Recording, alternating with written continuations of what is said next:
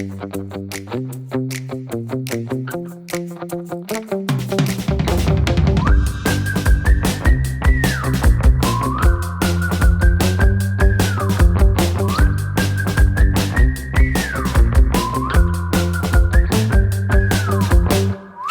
to What Do You Think of This, where we are revisiting the best things from our past to let you know whether they're the best thing for your future.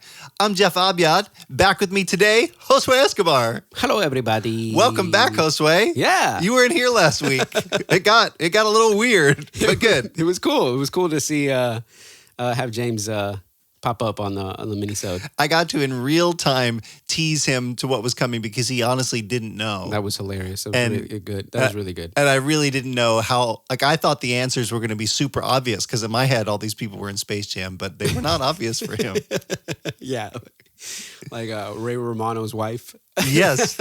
Okay, a little behind the scenes on the podcast because we use ChatGPT. Like I'll put this stuff in there and then come out and I will proof it 80% of the time. And I put in like the characters that I wanted and she was one because I knew she was in this movie, but whatever.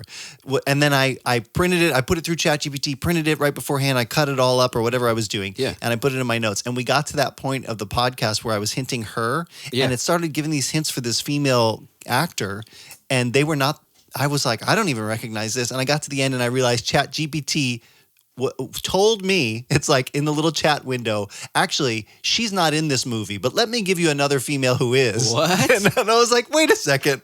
First of all, you're wrong. You're wrong. I don't know who this other person is that you just made up. Oh my God. So we had to do a little bit of editing in there. You can't trust AI all the time, guys. Come on. You can't trust AI most of the time. Dude. It's a fun time messing with it, but you do not put your faith in AI. At least not yet. Oh my gosh, yeah. It kind of scares me a little bit because I've actually been listening to different podcasts where people are talking about how they're using AI to help them write their sermon notes. Oh no. Whoo. Some of it, I mean, if you're getting kind of ideas or accumulating information that you already know. Yeah, that's different. It's different, yes. I would say that's okay, but man, don't. We'll take it to summarize stuff that's already out and then kind of repackage it for small group discussion questions. Super helpful. And I guess because it's a written form, maybe this is different. You correct me if I'm wrong, guys, but maybe it's different because the Bible and scripture is already in written form and there's so many manuscripts and text on it or whatever already recorded that I guess ChatGPT has more access to more accurate information from it. I don't know, but if it's pulled from the whole internet. Well, yeah, I don't know. That's you would think AI is going to the right places for that information, but maybe for movies and stuff like that, it's kind of up in the air because it's a movie. Is it searching credits or where are credits recorded correctly? You know what I mean? That kind of stuff, I feel like I ought to mention, we're talking about Space Jam today, so don't worry. If you want to skip ahead of that, you can. But I'm really interested in this topic because AI has its patterns too. So now that I've interacted with ChatGPT so much, sometimes I'll be doing something like a design thing, say for the podcast. Yeah. And then I'll upload it to get input. What would you do to change this? Just to kind of tweak, have somebody to talk to save my wife and the rest of my family going, look at this. And it'll go, oh, I like this a lot. It's always very affirming. Yeah. But you could try and throw in this color from your brand palette. But the brand palette is actually from my work, church brand palette. Oh, I'm no, that's not our color. Or I was doing something for the podcast and it said something about Jimmy. And I'm like, Jimmy's not here this week. He was only here for that 1.5 weeks. Wow. It's a Josue. Dang, that's crazy. So it gets a little weird. But it is. Do we talk about this? Have you used the audio version where you can talk to it? Yes, I've used it a little bit. Yeah. Not as much as you've probably had. I started because I was driving yesterday kind of compiling ideas for this recording. And I can't text while I'm driving. So I'm just talking, and the affirming thing that it does is very obvious when you're talking to it, where it will in real time go, yeah, I really like that idea. You could totally do that. I'm like, you're patronizing me. It's bless your heart. He's going to start saying that now. I want to put my AI personality come from the South. Yeah. Bless your heart. Oh, that's cute. Maybe not this time. But yeah, so I do have a real question for you, though, about this movie. Okay. It kind of relates to this movie. Mm-hmm. Is if they made a movie about you, Jeff, which is going to happen. I don't know if you know this. Yeah, but or about me. Do you think it would be wise to cast you in a movie about you? Yeah. I think, here's the thing.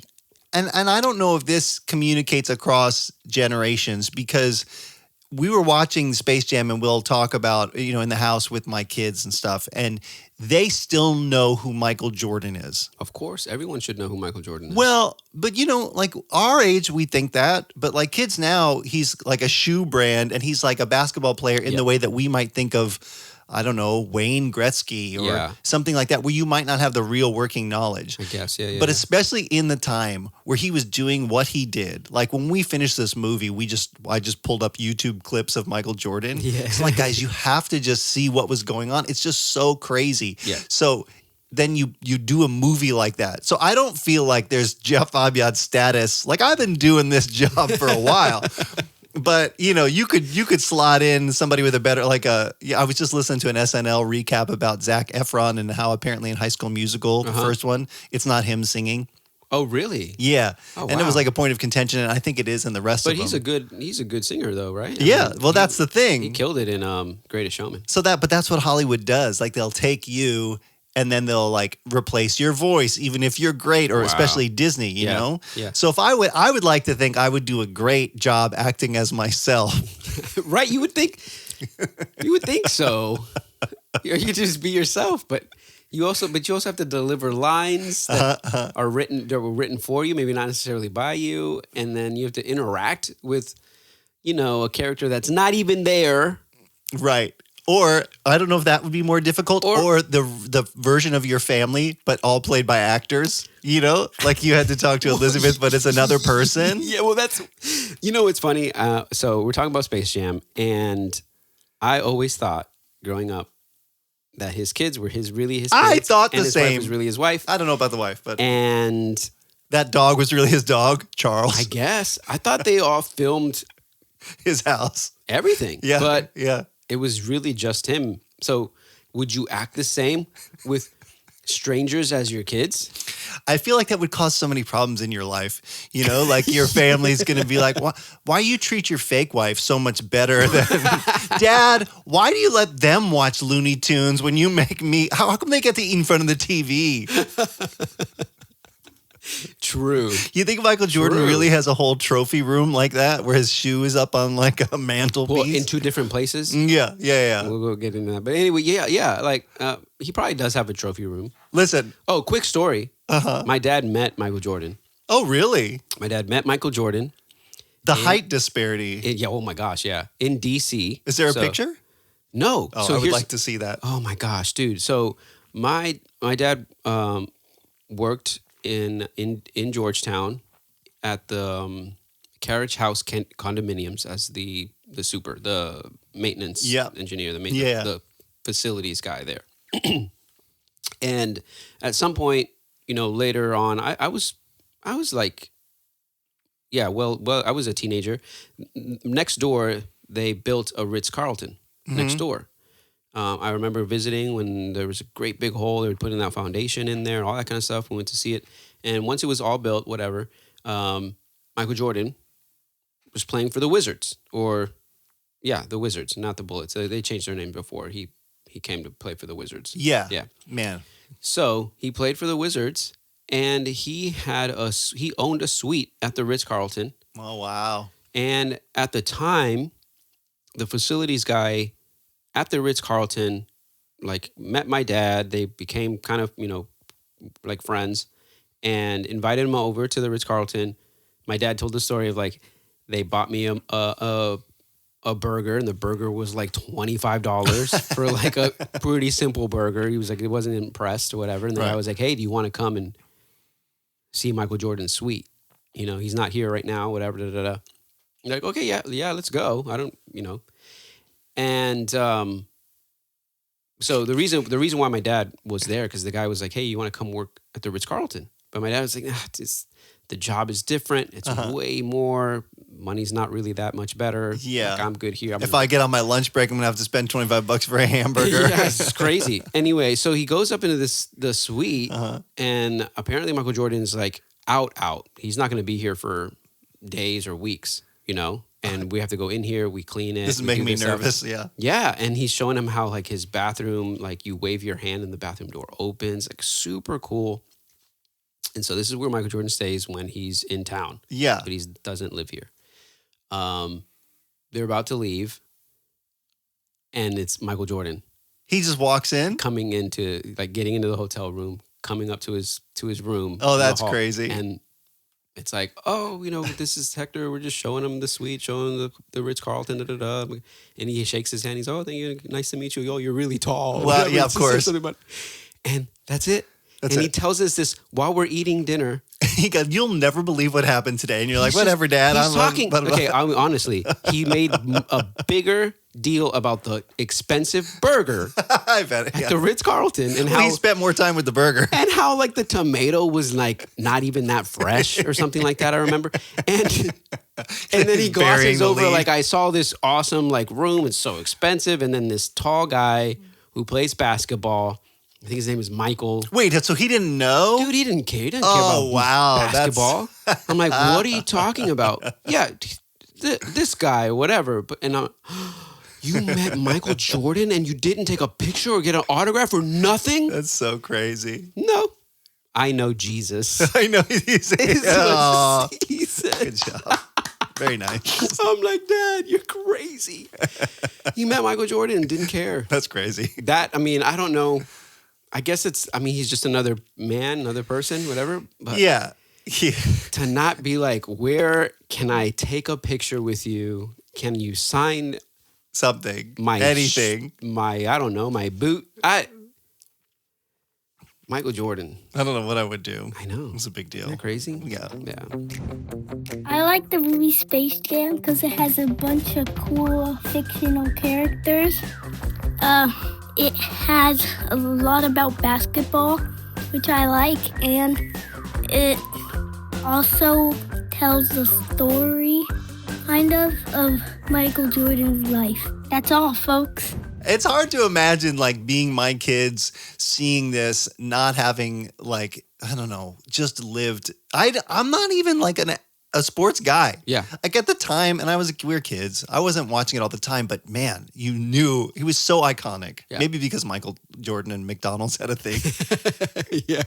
Did you notice in this movie, he's on the bed, snacking on his McDonald's and drink, and I'm like, there's no way. There's no way Michael Jordan is eating McDonald's on the regular. So where were you? Not at that time. Have you seen him lately? Probably. Yeah, poor guy. Where were you when this came into your life? Oh, I was a kid for sure. But 90. When did this come out? 1996. 96. Yeah. So man, I had the Tasmanian Devil. With the jersey, like the Toon Squad. Yeah, oh, that's great. It was awesome. Taz was always my thing. This is what I was going to ask you when we came into this and we started watching the Looney Tunes, because the Looney Tunes are in this. Yeah. That's the other big thing. And they popped on screen and we were talking about it around our house. Like, oh, which one is which person in our house? Like, oh, this is who I think you are. This is whatever. Yeah. Every person pretty much has a different image of who they are versus who the rest of us think they are. And then I was like, guys, we'll know it. Once the character comes on screen, boom, that's Clark or that's Amanda or whatever. Yeah. So who did you ask your kids? I did. I asked Ezra and Eva, and I asked Elizabeth. Yeah. Because if I ask my kids who Josue is, what did they say? Speedy Gonzalez. No, they didn't. They didn't say. I didn't ask. Arriba. I didn't ask. But who did your kids say? Dude, so it's funny because my kids started like, is what you call it, deductive reasoning? Mm-hmm. Where they were like, well, you're not Bugs Bunny. Oh, wow. Yeah, well, none of us are. Okay. Maybe Elizabeth. I'm like, no. Okay, and so I guess the only two that really like popped in their heads at the beginning was the duck, Daffy Duck. Is it Daffy or Don? Yeah, it's Daffy. It's Daffy. Because they were like, well, you're not the bunny, so you must be the duck. That's what they said? Yeah. My kids immediately said I'm Daffy Duck. Oh, really? Yes. And I was like, well, I get him a little bit goofy, but... Okay, so okay. Welcome to our new podcast hosted by Daffy and Daffy. But so I asked Elizabeth, and she's like, so who do you think you're? No, I don't want to persuade you in any way. Like, just what do you think? And she's like, well, I don't know, Taz. And I'm like, what? That's me. I could see I'm that. just crazy, like, you know. And then I'm like, the kids think I'm Daffy, and she's like, well, I guess you are a little bit of a comic relief. I'm like, well, okay. I just think back at the movie and like when he comes out and they're like, you know, they're announcing him on the court. And thank you. He's like, very funny. funny Let's guy. all laugh at the duck. Yeah, I mean, I would say in that aspect, for sure, they're probably laughing at me. I think though, yeah, Daffy considers himself a showman. He thinks he's so great and everybody else knows that he's not. You know what I mean? Yeah. And so in that case, I don't feel like that's your vibe. Maybe I could see Taz, but not even quite that. And that's what I think, like, if you really think about it, because they're all there for comedic effect. Yeah. But there's usually something that pulls you into a character that you go, boom. I would think you're Marvin the Martian. Thank you. Because you'd be coming in going, hey, fellas, you're going to forfeit if you don't have a fifth player. Excuse me, players. I don't know. Yeah. My favorites growing up, Looney Tunes wise, were always, Taz was my favorite. I like Taz a lot too. And because the show came out, remember the girls love Tweety Bird. Come to Tasmania, come to Tasmania. Oh, that's right. Yeah, he had his own show. Tweety Bird's fun. Yeah. And a male. Did you know that? Tweety Bird's a boy. Oh, he is? Yeah. Oh, I know. didn't know that. Huh. And I feel like most females, because my sister, that was like her Looney Tune was Tweety Bird. Elizabeth Mine was loved Taz. Tweety Bird. Yeah, Tweety Bird's a little boy. But that was the other discussion in the room. Like as a female, what are your options? Granny or Lola? You know, and that was it. Did you know? I found this out that Lola was introduced. That was her debut In this movie? In this movie, yeah. Yeah, I didn't remember that, but I guess that crazy. makes sense because who was she? And that worked because she came in kind of as an outsider. Yeah. Yeah. Okay. Can Well, I we'll be come on the back. team? I can't wait because I have a whole stack of Looney Tunes quotes that we're going to get to in a second. But first, let's just talk about the setup of this movie. So, 1996, I think it hit the perfect sweet spot for a kid, junior high to high school, in the zeitgeist of like Michael Jordan, Looney Tunes. Like, so it's hard not to see this through the lens of the nostalgia because this was like peak 90s. Yeah, for sure. And this movie came out after Roger Rabbit. Did you know Yes. That makes sense because it kind of played off of some of those things. Because Roger Rabbit, was that also Warner Brothers? That's a good question. I'm not sure. Or I'll have was to look Disney? it up. Well, it might have been primarily Disney. I don't remember either. Oh, no, I think it is Warner Brothers because Roger Rabbit is a trademark of Warner Brothers, not... That would make sense. Maybe something We're else. going to find out because thanks to Jess, we're going to be gonna watching do it. that But soon. anyway, I found out that they made a deal for Roger Rabbit where, you know, the first time you see Donald Duck and Daffy or whatever together, or is it Mickey? Mickey. Yeah, Mickey Mouse. And there's like, they had Disney characters in there, right? Yeah. And with Looney Tunes. And they made a deal because whoever was the CEO or whatever of Disney at the time, they were like, yeah, let's do it, whatever, blah, blah, blah. And then when they made this movie, they were going to do the same thing.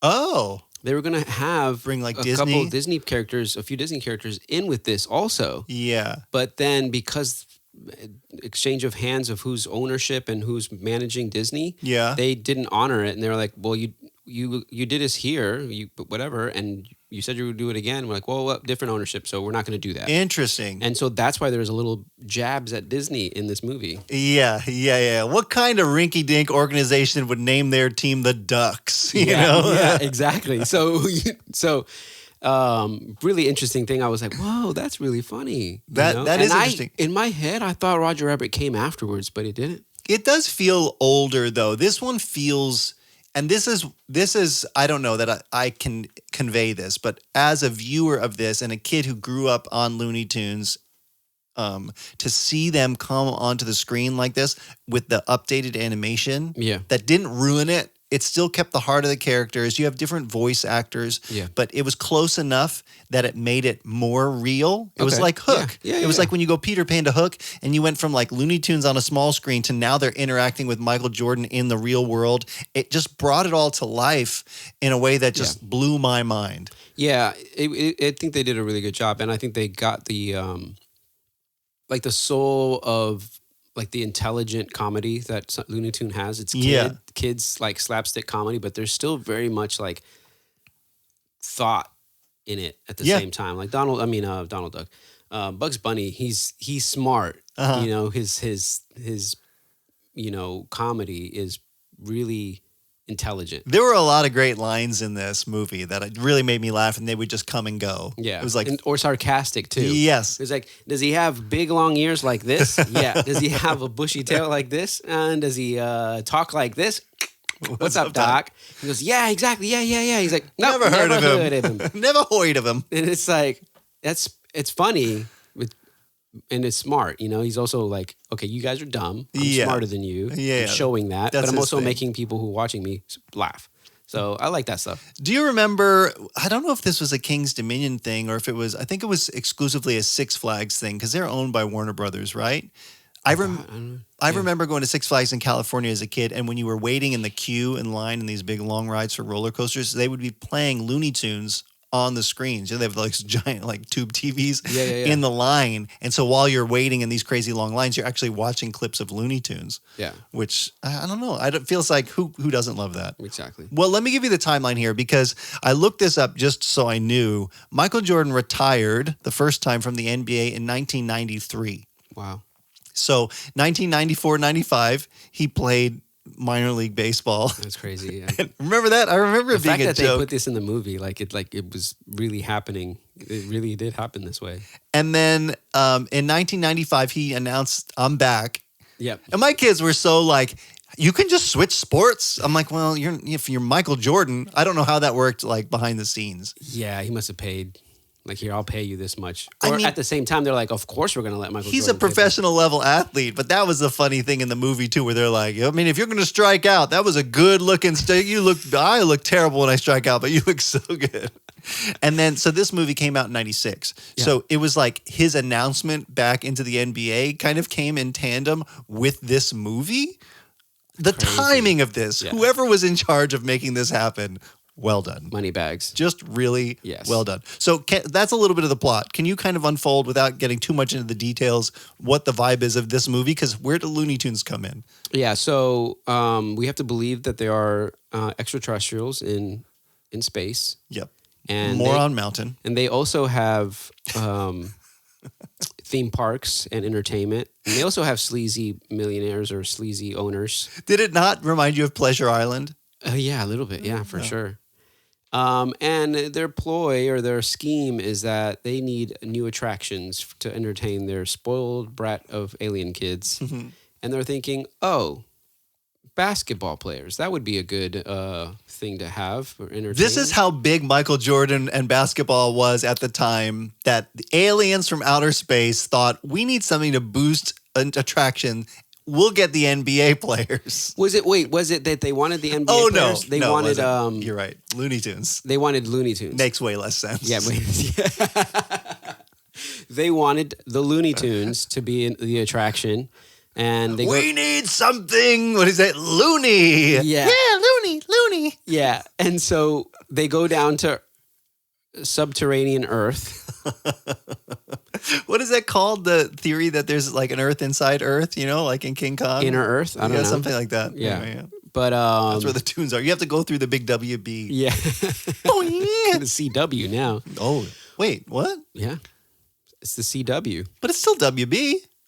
I don't know. Well, that's what Elizabeth said. Elizabeth said that they both exist or something like that. But CW is like the TV and the WB is like the movie. I don't know stuff. Anyway, I don't know either. They divided.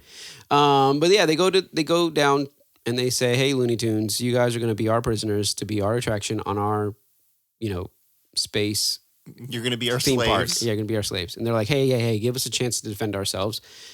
Bugs has a great, again, intelligent. These guys are stupid. Rule book that he just writes it on a piece of paper, like you have to give them a chance to defend themselves. He crossed it out, right? Because it was like how to draw cartoon characters, and he crossed out draw, and it was like how to capture or something like that. Yeah, something like that. How to enslave cartoon characters. And they're like, okay, fine. What do you want to do to defend yourselves? So it's like, hey, they're small in stature.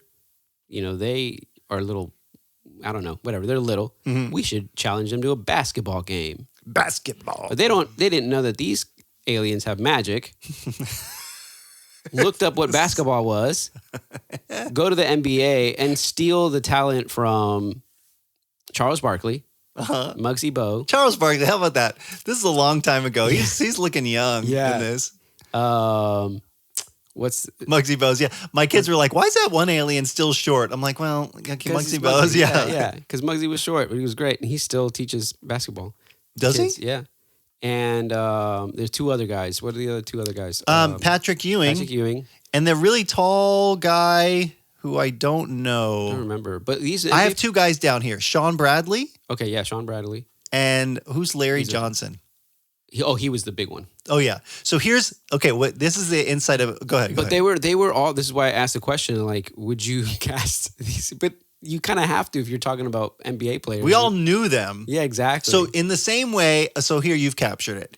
The idea behind this movie was taking the Looney Tunes that you know and love, putting them on the big screen with Michael Jordan, who you know and love, on the screen with other NBA players who you see play basketball, them on the screen, not to mention the other actors in this movie. Exactly, yeah, they pepper in. Do you know who the three top billed credits are at the beginning of this movie? Just take a wild guess. Michael Jordan. Uh-huh. The guy who plays Newman on Seinfeld. Wayne Knight. Bill freaking Murray. Yeah, Bill Murray. It's not his middle name, but... Yeah, it could be.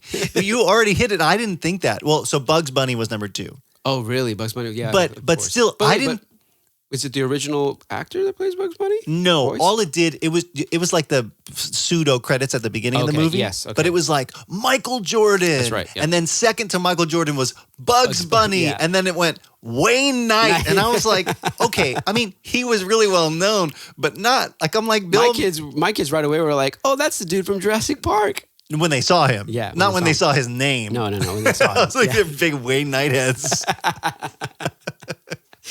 That's funny. Okay, well, let me give you, I have a little like quote quiz for you to kind of get us into this movie, even though we're already in it. And I feel like, whatever. It is what it is. I don't know how I'm going to put this in the chapter markers, but let's just call this a Space Jam intro quiz. Quote Jam. We'll call this Quote Jam.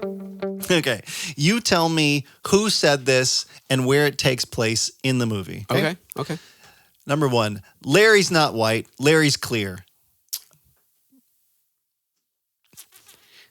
Larry's not white. Larry's clear.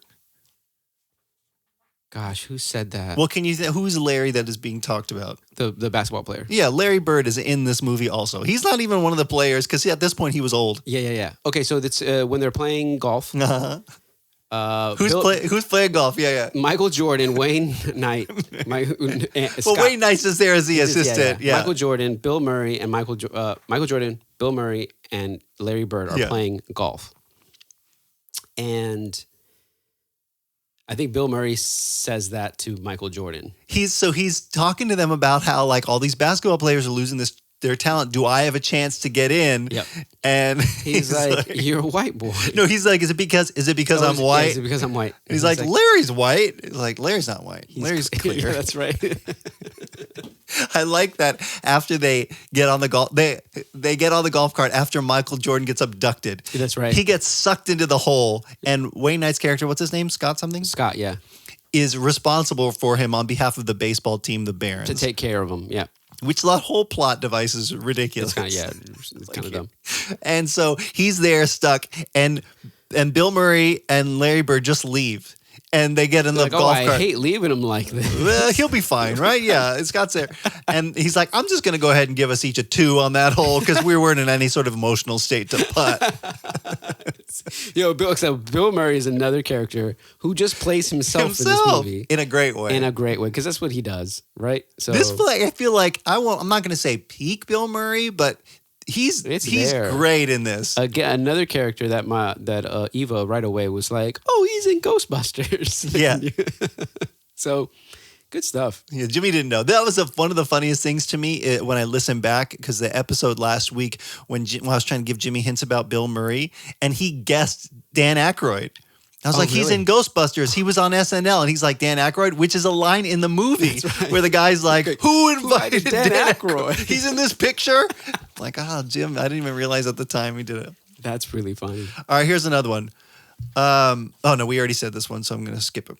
Well, There was what kind of Mickey Mouse organization would name their team the Ducks? Yep, Bugs Bunny says that. But they're in that scene where they have to go grab Michael Jordan's basketball gear, his shoes, and his North Carolina shorts. Is it after they've already gotten it, right?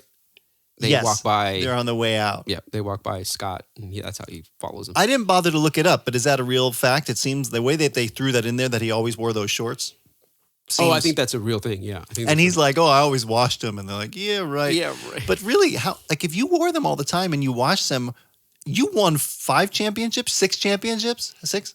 Yeah, 6. However many it was, and all these games you played, and you wore those same shorts. I don't know. I mean, if it's not, I don't know. If it's not true, then it doesn't really matter. They can't look anything like shorts anymore. You're not playing every single night. I mean, how many pairs of shorts do you have that you've had for more than 10 years? Well, it's funny you say that because he's gonna pull up his fan track pants. I saw a picture of myself from 9 years ago with a shirt that I still wear today. Oh yeah, and so I guess it could happen. That's what happens when you reach adulthood. Some materials last longer than others. I just don't use it that often. Gym shorts, like nice gym shorts, probably last forever. I kid you not. He was probably already as tall as he was as an adult in high school, college anyway. In college. I have a pair of gym shorts that I just realized I had before we moved to Virginia. There you go. That's seriously 20. I have like 20-year-old. You've probably washed them way more. No, not more than. Yeah. I'm a real competitive athlete. Let's just move on. All right, next quote. All right, this kind of ties in. Come on, Michael. It's game time. Get your Hanes on, lace up your Nikes, grab your Wheaties and your Gatorade, and we'll pick up a Big Mac on the way to the ballpark. That right there, that is like all of the, what is it called? Advertisement placement. Product placement. Yeah, dude, that was crazy. That was that Bill? That wasn't Bill Murray. That was Bugs Bunny again. No? Nope, you're hovering around it. Oh, man. Was that Scott? Stan. His name is, I looked it up. It was Stan. Yeah. Oh, that was Stan. Dang. His character, they shoehorned him into this movie. So they really must have, I don't know, he was like top billed cast, but he was great. But I didn't get that at all. Did they put him in there? Was this after Jurassic Park? Oh my gosh. And after Seinfeld? Yeah, Seinfeld was going. Jurassic Park was going. So he was big in the zeitgeist too. He was. Yeah. He was a big name. But he was just like the character you needed to make fun of. Yeah. I don't know. So crazy. That really did make no sense. A little bit of the baseball thing and him being the assistant and being assigned to Michael Jordan and then just falling into the dugout and then he's just with him all the time and Michael Jordan is just okay with it. Yeah, dude, there's no way. No, it didn't make any sense. Yeah. How about this one? I Believe I Can Fly. R. Kelly, dude. Yeah, I beeped it last week. I was like, can we talk about this? Let's just talk about the song. It was great. The soundtrack for this movie is so good. It's like a 90s like theme, like anthem. I just like every song that comes on, and it's like I Believe I Can Fly is not like a banger, the Space Jam song, or what'd you say the Monstars one was? Get him high or get him. I can hear it in my head. Yeah. Hit him high, hit him high, hit him low. Yeah. Fly like an eagle. That's right. Fly like an eagle. I'm so disappointed that, on my Apple Music subscription, I can't access all these songs because I just wanted to listen to it after this. Yeah, it's true. Doop, doop, doo, doo. Yeah, that's such a good, iconic, little line right there. And I know I already asked you this, but what's the one that we looked up that the Spin Doctors cover because it's not even their song?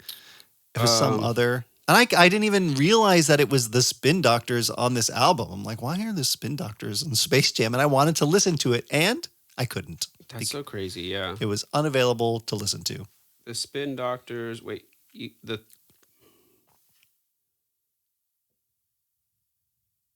that's the way I like it. Dude, crazy. All these songs,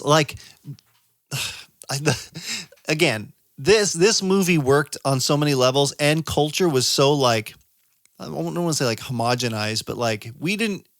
TV, there were only a certain number of stations you were watching. Yeah. There was no everybody on the internet watch streaming or what. We're all watching the same stuff. So I feel like all this music you probably heard in advertisements or on the radio, the same songs, and they're just all in this movie. You know what I'm thinking is that they the producers, the people that made this movie, they weren't thinking about will this will this date itself or not?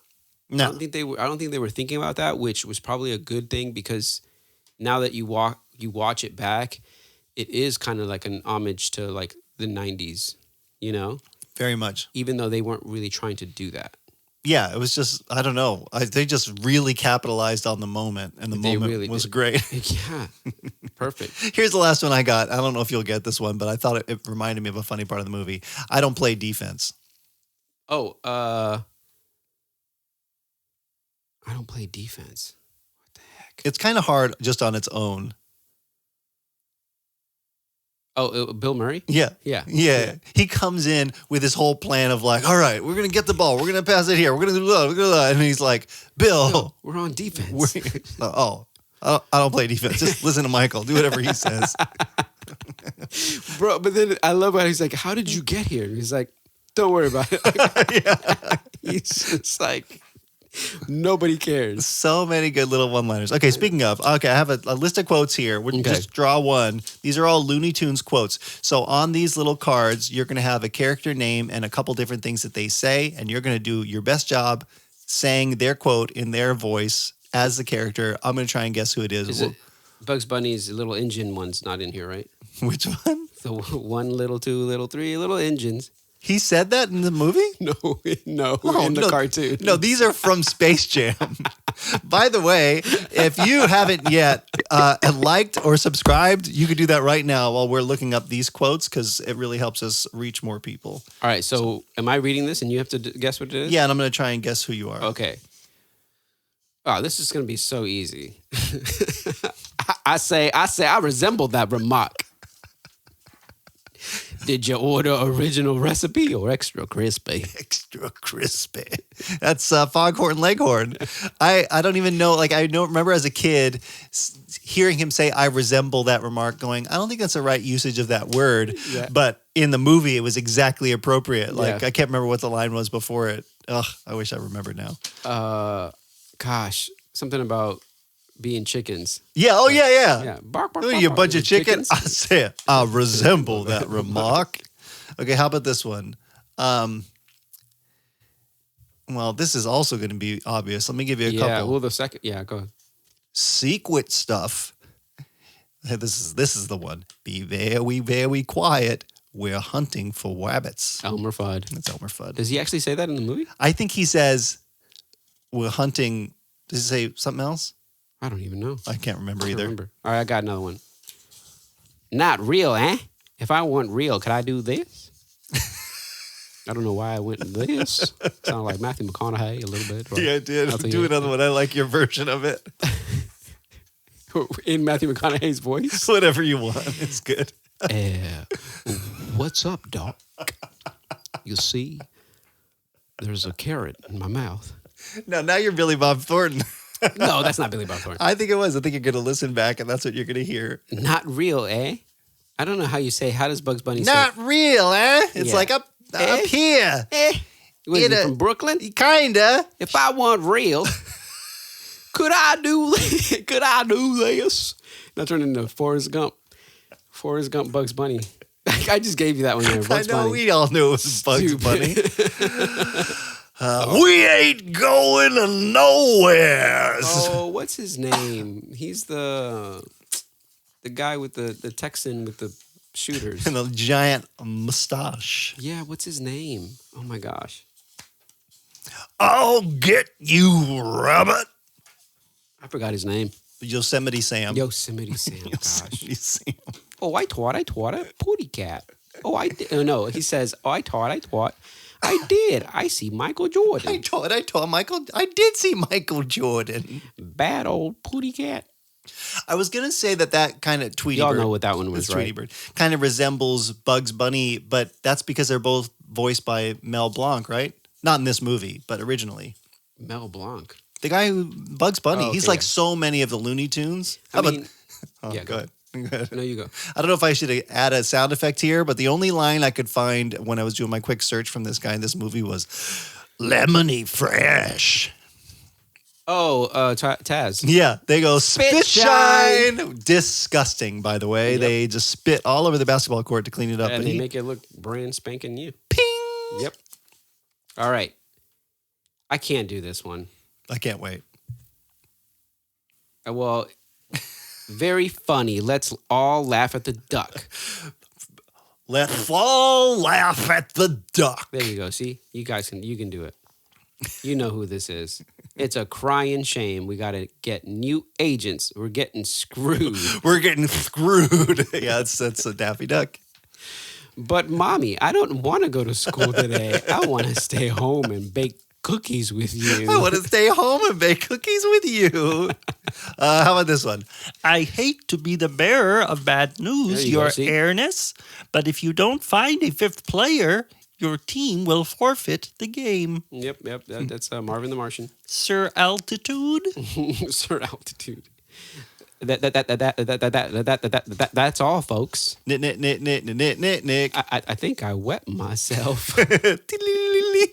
Yep, that's Porky Pig. but it. I need a pop filter. Fluffer and Thuckatash. What's wrong with all of you? That is the cat. Yeah, that's his name. Oh my gosh. Ooh, it was Jimmy's favorite. Sylvester. You're right. Yep.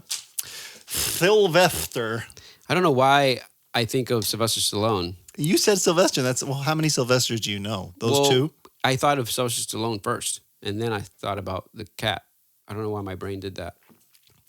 Those connection paths are well worn. That also rhymed, by the way. Very good. Very good. I'll clip that for the internet. So, thinking about this, I mean, what did this movie get right? I mean, we talked about all those things. Well, it got right that Michael Jordan is the best basketball player of all time and forever will be. My kid, I said this. Yeah. And Ezra said, even better than LeBron James. And I said, you know LeBron James? And they're like, yeah, we watched the new Space Jam before. Yeah. And what did they think of the new Space Jam?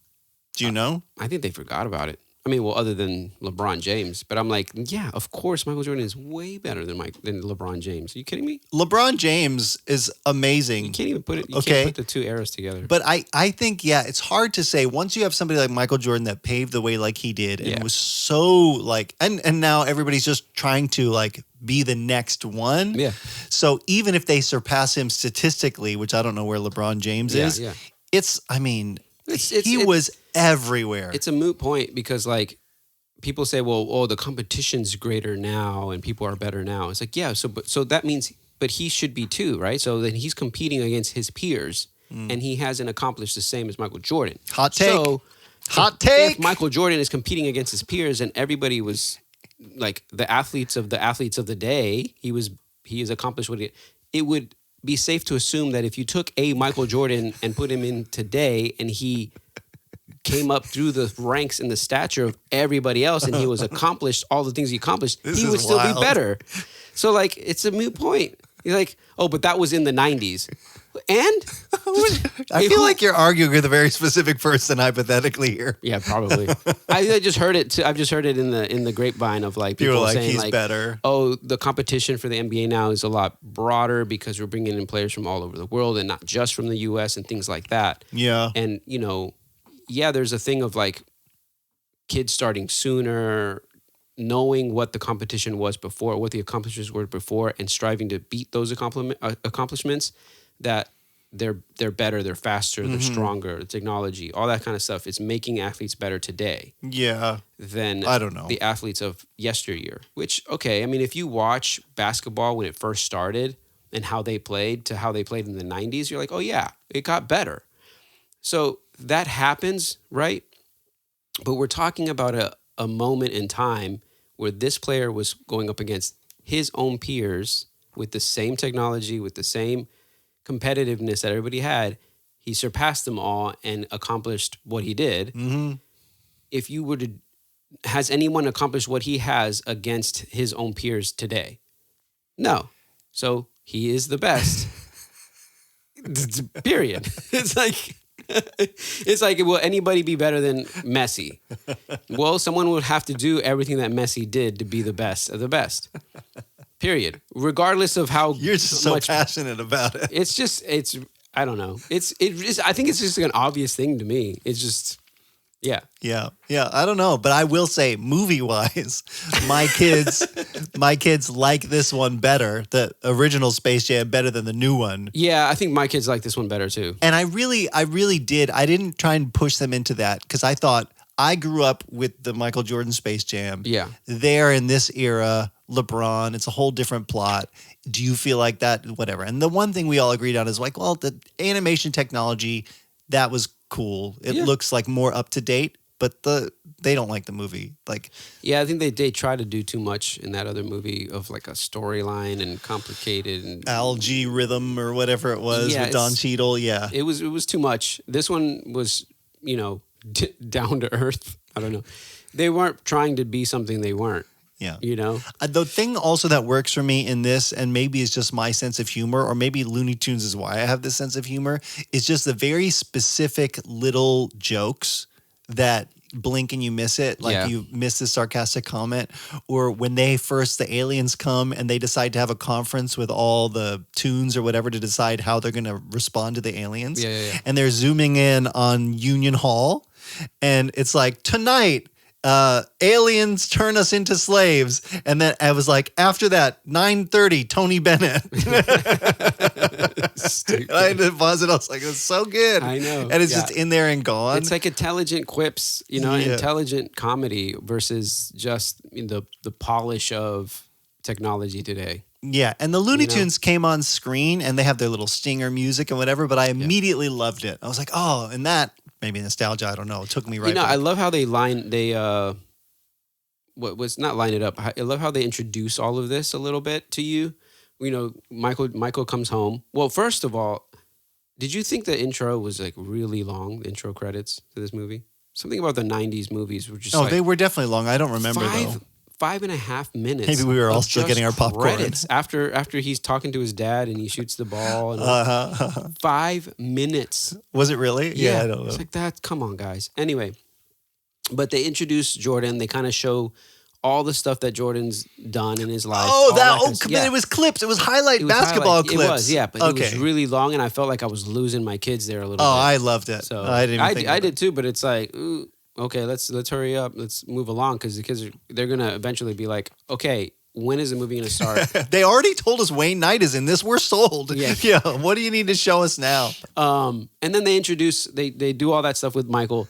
When he comes home and the kids are watching Looney Tunes on the TV. Yeah. And they disappear. That was really cool. Yeah. Where'd they go? Yeah.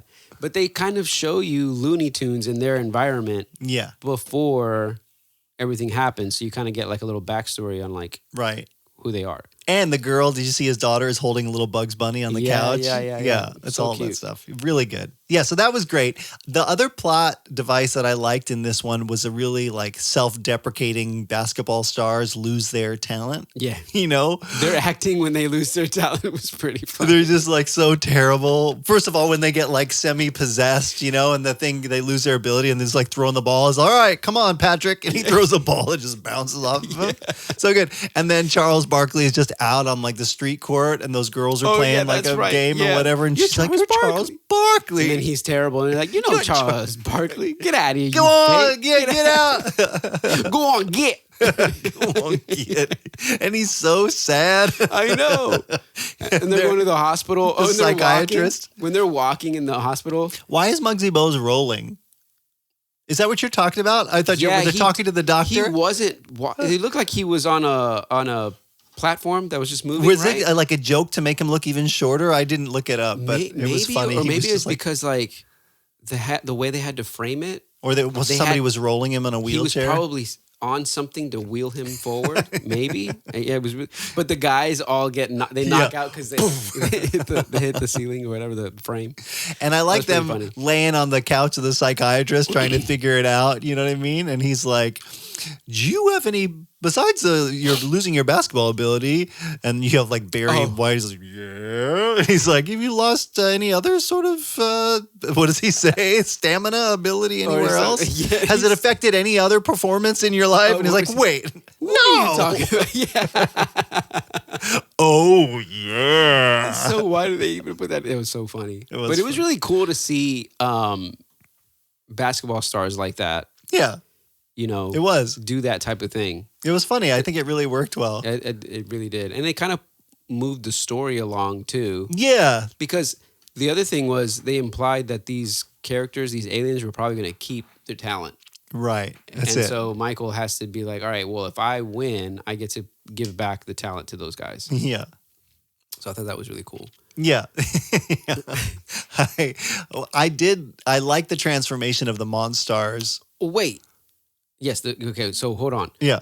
The movie, though, too, kind of lines up Michael Jordan coming back What do you mean? after basketball. He retires. Oh, he goes totally. to baseball. Yep. And he does his whole comeback. Yep. Because when he gives the talent back to those guys at the end of the movie, Yeah. they win, by the way.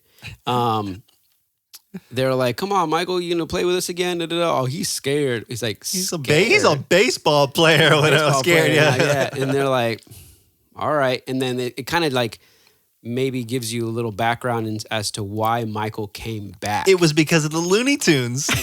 It's like, what the I'm heck? just saying, man. This movie is so like well positioned because here's the thing, okay? If you don't know about Michael Jordan, he left. He retired. He was on the top. Yeah. And he left and he goes and plays basketball or baseball. It doesn't go very well. And he comes back to the Bulls, doesn't he? He comes back to the Bulls and he wins three more championships. Yeah, come on, LeBron. Oh man, that's Friggin' crazy. A, dude. Yeah, that's it's crazy. Yeah, it's amazing. I think I remember watching the last game, and I forget who it is That he's playing. That they're playing. Yeah, The against Jazz. Utah Jazz Yeah. against Utah Jazz, and what was the star on the Utah Jazz? The white dude. Oh man, I don't remember. It wasn't Tony Kukoc, was it? Is it Kukoc? I don't know. Anyway, I only remember Michael Jordan. I just remember that last shot, and Tony. I think it's Tony Kukoc that like he fakes out and he's on the ground. And he shoots that last ball and he makes it and they win the championship. I mean that's that type of stuff that's like burned in every 90s kid's mind. It's like it was scripted. It's like he just continued on off of the movie and just kept going. It's just so iconic. I know. Dang. Yeah. Speaking of scripted though, like the way those basketball players are sitting around with the medium with the psychic or whatever. Oh yeah. And she's like, aliens came down and took your abilities. I see. And I see the Looney Tunes. Yeah. Like let's get out of here. Yes. It's so funny. Really good. All that stuff worked for me. The music worked, like we said. Bill you said Murray. You like the transformation of the Monstars? Oh, totally. Yeah. When they basically turn into a bigger version of the other players. Yeah, yeah. Because they're all mocking them, the Looney Tunes, and then they take their ability and they're like, and then they like, it's their turn on the court now, but the guy basically just destroys the court and that's their practice. They just leave. All they do is slam dunk. They're playing them in the game and they're like, is this even fair? Like, what does it say on the scoreboard? It's like, oh, yeah. Why are we even keeping track? Exactly. Yeah. It's so good. I mean, how funny it was for them to like incorporate some of the comedy, the slapstick that the Looney Tunes do on the court after they like feel like they're gonna lose. Yeah, and they turn it around. Like my kids ate it up. Yeah, they ate up like when that one. I think it was the Charles Barkley monster, where they take his pants down and you see his butt. It's like I was thinking this guy. Classic kid humor. Exactly. Yeah. All that stuff that what Looney Tunes are really well known for, they started doing. Mm-hmm. You know, like Wild Coyote put all the bombs on the basket, and so when they're trying to dunk, they're like, "Oh!" and it blows up. Right. Like all that kind of stuff was classic, and I think my kids really enjoyed it. Which is, I might be getting ahead of myself here, which is what I would say makes this movie hold up. The bringing in the classic Looney Tunes vibe? Yeah. Because I don't remember if they did that with the LeBron James one. Yeah, I don't remember much of that either. So I don't even know if it's worth talking about because I can't really remember. It was such a weird, I feel like it's also not because the movie itself, I wanted it to be something else that it never got to. I feel like it had so much potential and I didn't even mind LeBron because the truth is, and like you watch this movie, Michael Jordan can't act. Nope. Nobody's saying he can act. No. He's Michael Jordan. The acting in this movie is not good. The best acting is from the Looney Tunes. Best acting is from the Looney Tunes and Bill Murray. Bill Murray. And they were Bill great. Murray's just trying to be himself. You know? That's it. Even the plot is so dumb. Somehow it works. Yeah. Like there's so much going on, like you said, with the basketball players too having their own journey. I think that's probably the most interesting plot point. Yeah, I kind of want to see more of that. Yeah, And because the rest of the world's like, we're not playing basketball until we find out what's going on. We don't want to catch some what they sort have. of voodoo or something. Okay, change out here, and they've all got their gas masks on. We're not going in that locker room. You know, and of course, the musician responsible for "I Believe I Can Fly," which won 3 Grammys, by the way. We can say his name. R. Kelly. Yeah. I don't know if it's going to get flagged on YouTube. Just by the person's name. I don't know. I don't want to introduce more We don't drama. have to talk about what, But the his past. song was everywhere in the 90s. You remember? It was like graduations, Yeah. sports highlights, inspirational montages of all sorts. It was. I mean, this was like how many years before Closet? That like influential, iconic I don't album. even know. Anyway, but I don't yeah, even know. Yeah, they did. They used that. Fly Like an Eagle. Fly Like an Eagle. Yep. They used that also too. That's Seal, right? At the same, yeah, it is. It was almost at the same height as like We Will Rock You, right? Yeah. And at the same height of like We Are the Champions. It's like that kind of iconic. But what, like Mighty Ducks had "We Are the Champions" and whatever that other Queen song was. "We Will Rock You." But this was really appropriate for like. It was, but it was like song after song after song. Because then that Space Jam, that iconic, what Jimmy and I tried to fill the lyrics in last week, on, the whole thing, and then the every Jam. song. I don't know. It was so good. I like that a lot. Let me see. Oh, this was the other thing I was going to tell you. Did you know that each of the Monstars have a name?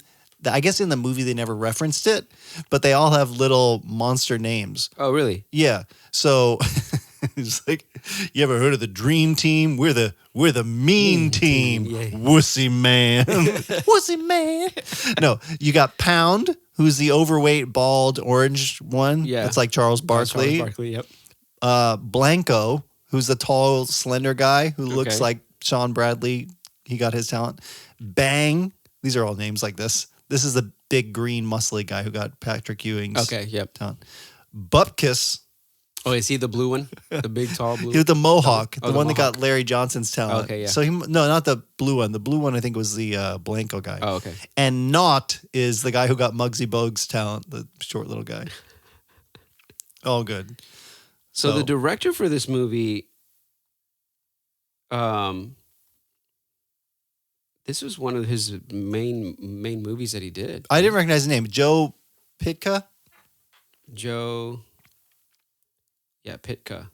He did a lot of music videos. He did a lot of He's into music. I mean, you Yeah. know, stick with what works for you. he did the movie in 2003 of Lennon, Legend, the very best of John Lennon. Michael Jackson's number ones. He did a bunch of Pepsi commercials with Britney Spears. Really? Yeah. Well, I mean, I feel like Britney that's Spears he music knows his video. wheelhouse. Yeah. And then he did, again, a lot of Pepsi commercials with Shaq, Yeah. It all makes sense. Seal, Fly Like an Eagle. He actually directed the music video for that. Huh. This is making sense. That's I just feel like, you know, for this thing to come together like it did in the season that it did, in the zeitgeist, it just worked on so many levels. It really did. And like to be the producers, to be like, who should be the director for this movie? Huh. There are plenty of reasons that I feel like it shouldn't have worked. Like it's just dumb enough in some places, you know, I don't know, but it just really, and I thought I came in fully prepared to go, okay, I loved this movie. I still love it, but it doesn't really hold up. And even though the acting was terrible, I have to say, okay, we talked about Selena a couple weeks ago. Yeah. And I fully was like, I don't have the history, coming in cold. So I was more keen on like, this is a bit cheesy acting. But I have to say, this Space Jam, the acting was awful. I mean, was it awful? Well, I mean, the actors, like the the Looney Tunes are great. Yeah. But all the like actual sports guy, I mean, okay. Oh, well, yeah. Charles Barkley, all them, they're just being themselves. Michael Jordan. They're not, their acting is. If Selena had Bill Murray in it, maybe that would have elevated, like a couple like real hitters like that, maybe that would have elevated a little bit more. But I went and I felt like, okay, for the Selena fans out there, I really hope I conveyed that. Well, the thing I think helps a lot is that you can kind of not ignore it. I think the bad acting you can take. Mm-hmm. I'm making like you're eating it. You can stomach it.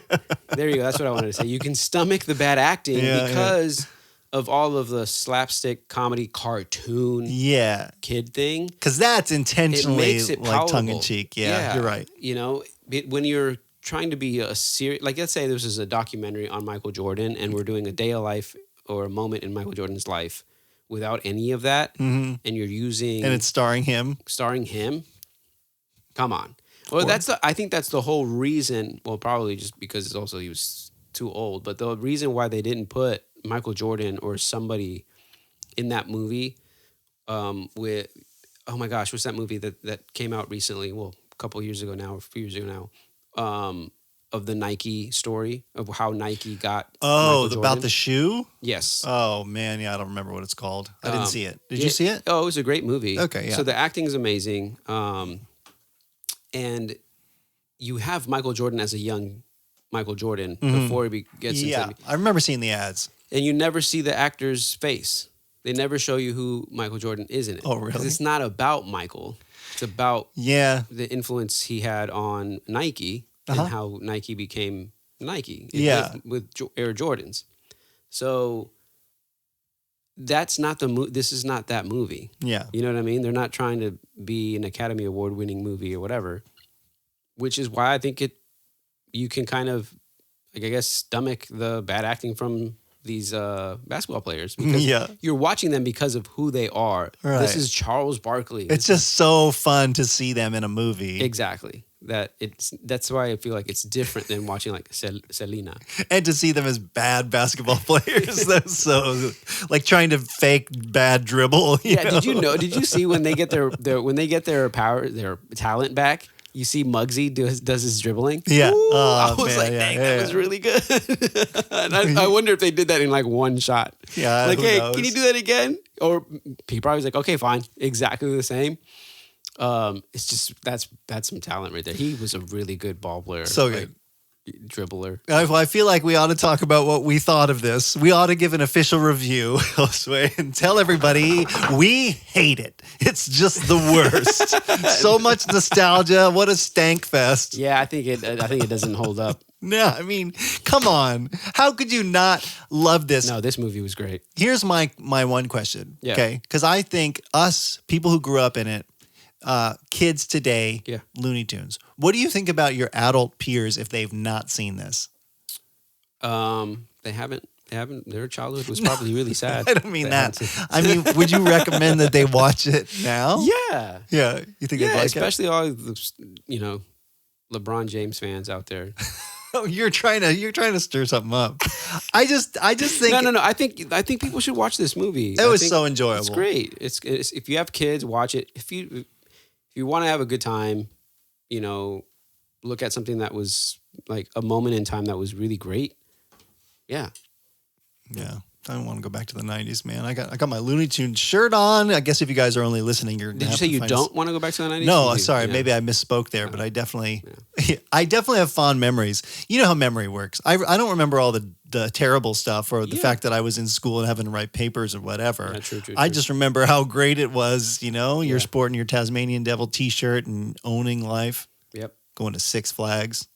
Let's go to Six Flags. Let's go right now. Make movies great again. Make movies great again. Make cartoons great again. Man, I truly, like after this, wanted to watch Michael Jordan clips, highlight clips, and then like Looney Tunes. Like guys were watching the best of Looney Tunes, and one of my kiddos, because could you look up, specifically wanted to watch Wile E. Coyote and the Roadrunner. And I thought that's funny because as a kid, those are the ones I was like, oh, like you're fine. I'll watch it if it's on. But they are like, it all holds up. It really does. Because it's a simple funny. It's not a dumb funny. Like they're not, that's the one thing I feel like cartoons have done today is they feel like they have to dumb it down for kids. Maybe. I don't know. And I'm not watching a lot. You don't have to dumb things down for kids to enjoy it. You know what I mean? Yeah, there's some good ones out there that we've enjoyed. We can get into it in another episode, but we have some recommendations. Yeah, for sure. Well, guys, let us know what you think. Obviously, you know this now. You can do that if you just scroll to the poll, baby. It's right down below. You can say, I think this holds up, or the LeBron one apparently is better. If anybody thinks that, no one thinks I don't disrespect you, but I don't understand you, and I'd be willing to have a conversation. We could agree with you, but then we would be both wrong. So you can also comment if you're not on Spotify, on YouTube, or our favorite way to receive those comments or your interaction is with a 5-star review. Yep. Because we know you love it. All the stars, all the thumbs up. ... 5 stars, and just say whatever you think about this movie. We don't care. We just need those stars, baby. Yes. Baby? We need those stars, baby. Okay, to close things off today, before we talk about next week, because we have something coming, I do have some closing the loop. This is just some housekeeping that I have been saving, so maybe we ought to hit the old stinger. It's like a snake eating its own tail. Okay, I'm going all the way back to our test kitchen where we kicked off this episode, this season of episodes. I have to just these are, for you guys that don't know, Closing the Loop is this little segment where we go back and we just do little fixes. We said something wrong? Nope. We don't ever say anything wrong. Little tweaky. I'm not going to go edit We the have episode. a better track record than ChatGPT for sure. Oh, 100%. Most of these are because ChatGPT led us astray. Number 1, Mandy Patinkin, our Mandy Patinkin, Princess Bride. Oh, okay, yes. I was going to say not Fezzik. Oh, no. I'm going to have to close this loop now. What's his name? Inigo. Inigo Montoya. Inigo Montoya. Thank you. The show he was in was Criminal Minds. I don't think Remember I was telling you he was in like a crime drama? Oh, okay. It doesn't matter. But if you have been keeping track and you've just been yelling at your headphones, I just want you to know I looked it up. Mandy Patinkin was in Criminal Minds. Wow.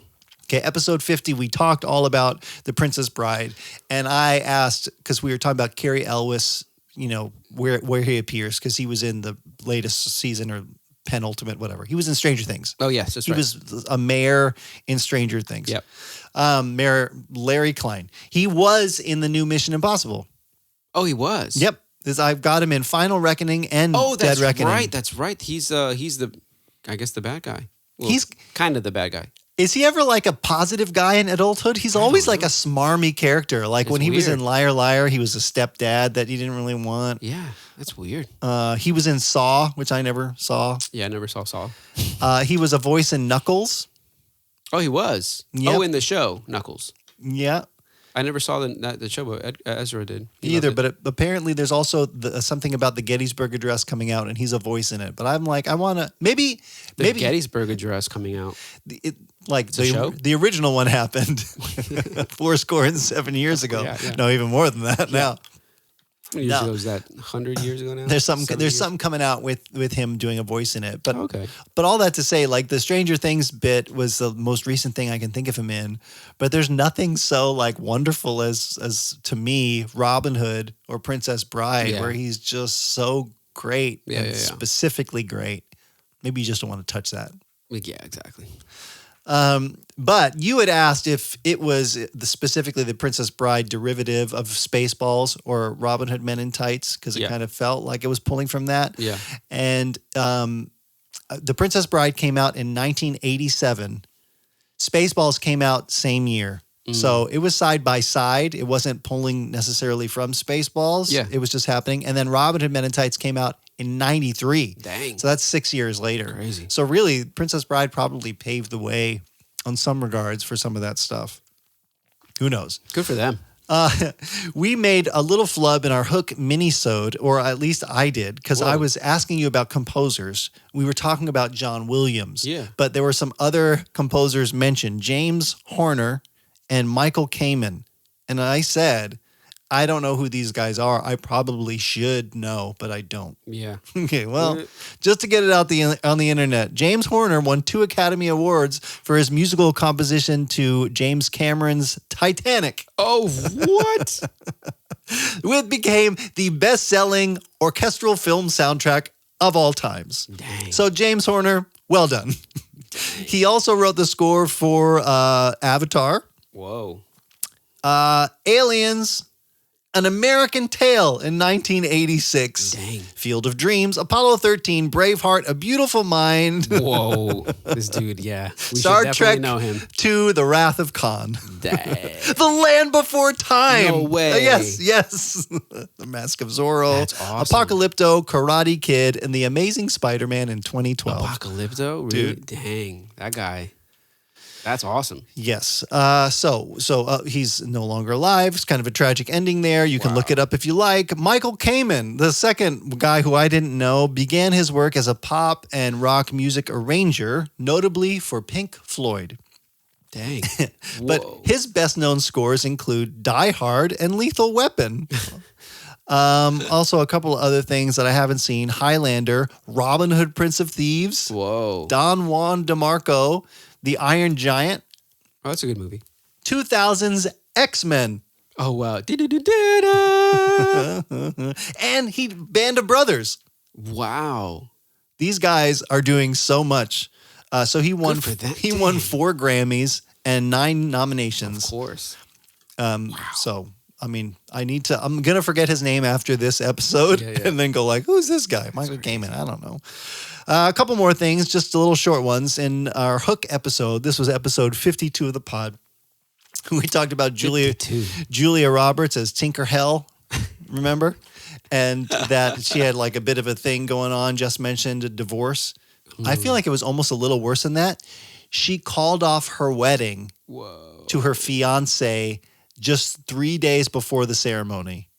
Do you know who the fiance was, Josue? Any guesses? Richard Gere. No. Not a bad guess. Kiefer Sutherland. Kiefer Sutherland. I didn't even remember that guy was from 24? And the Three Musketeers, as famous from this podcast.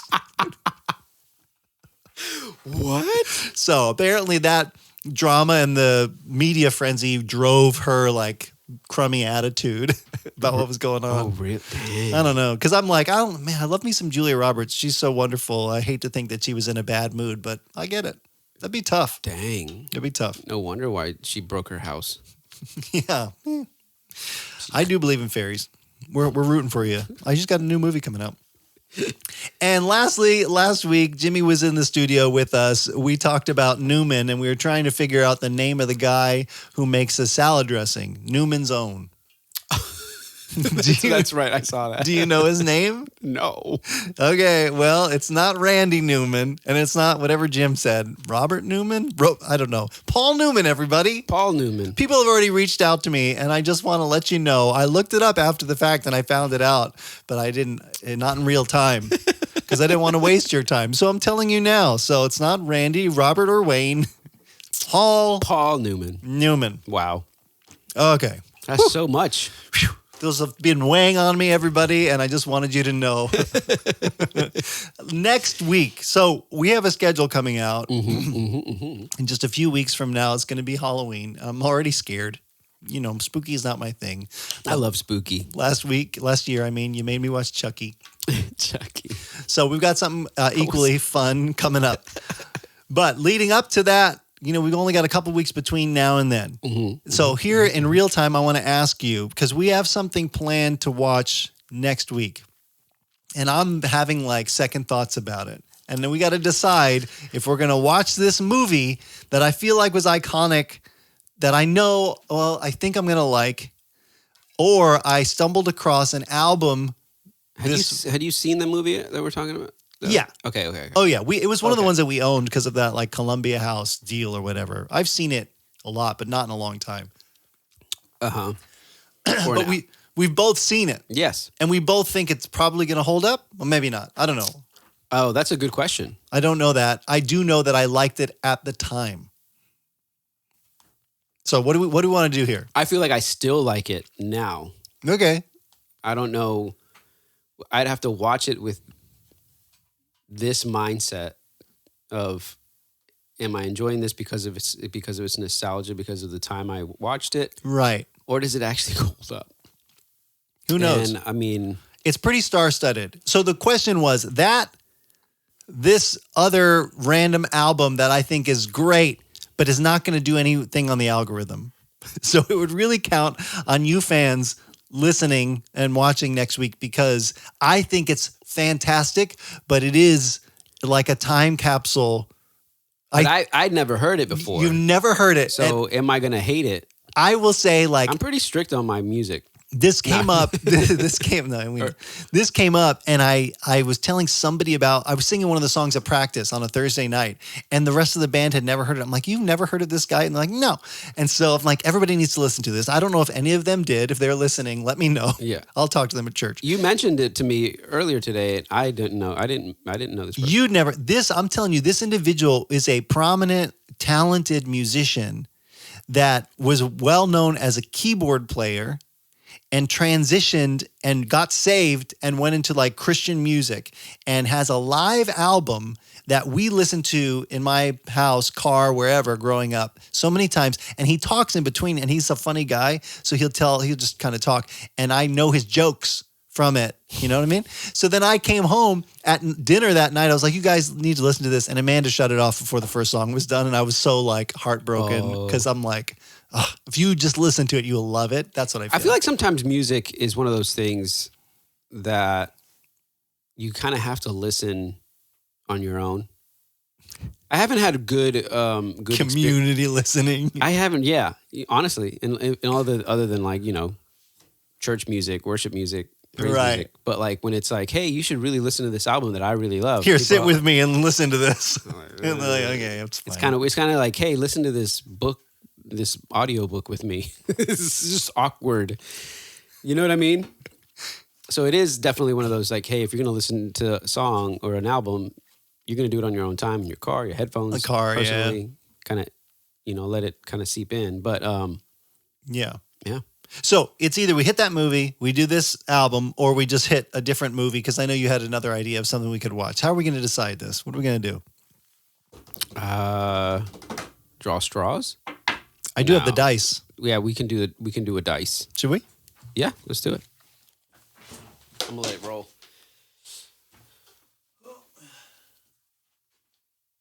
Do we need 2 dice or one? I don't know. I guess probably only one. One is better because then it's equal, right? So 1 or 2. Do we even say what they are? No. 1 or 2, we go with our original plan, which is, I think, a star-studded cast and a movie that everybody, I think, should enjoy. 1 or 2, okay. And then 3 and 4 is this album. Okay. This mystery album that I feel like will hit sometime on the podcast because I think it's so great and it would just be fun to talk about. We haven't done an album at all this whole season yet. And 5 and 6 will be, you had suggested another movie that I don't remember what it was. Demolition Man. That's right. Demolition Man, which I also want to watch. So these are all great choices. You want to roll for us? What is it? What were you going to say? 5 and 6. Right. Okay. Yeah. So 1 and 2, original plan. 3 and 4, this album. 5 and 6, Demolition Pick Man. up sticks. 7, 8, lay 'em straight. Oh, no. Did that count? No, it's got to be on the table. Wow. You almost pre-rolled there. All right, here we go. Papa needs a new pair of shoes. Papa needs a new pair of shoes. Rolling 1 die block. See, that's what I'm saying. It's kind of anticlimactic. I know. Okay, ready? Yeah, I'm ready. 3, 2, 1. Oh, it's Demolition Man. All right. You look so disappointed. I mean, I'm okay with that. Are you? You seem so sad about it. I don't know. I really thought we were gonna hit like what were you 1 or 2. That's what you're hoping for. I kind of was. I don't know why. Because either way, it's all going to be good. We're the host of this podcast. We can do whatever you want. But let's do it. We did roll the block. Let's do a Demolition Man. You've never seen it before. I have seen it. You have seen it before. Yeah, okay. I remember watching it at a friend's house in junior high for the first time. Okay, that's going to be a good one because I think I haven't seen it in a long time. You know what? Honestly, I think I own this. Really? I think I got it on one of those like free sites where you sign up for like a whatever account and they include the movie for free. And so I think when I scroll my Apple library, it's just been there for years and we've never watched it. I think we're going to have a good time making fun of Sylvester Stallone. Maybe not. It holds up. Yeah. Maybe.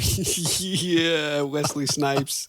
Is that the one where he goes, "What's my boggle?" Is that movie? Excuse me, sir. What seems to be your boggle? My boggle? Wesley Snipes? Oh, maybe. Maybe. I think my friend used to quote that line to me. It's all coming back.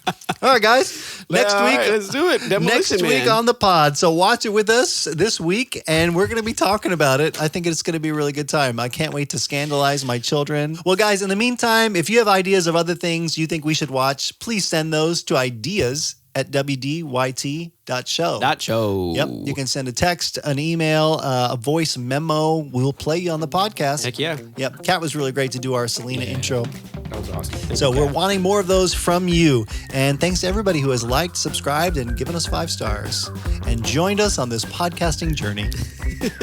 We'll talk to you next time All on right, What Do You Think of folks. This? Bye, guys. Peace out.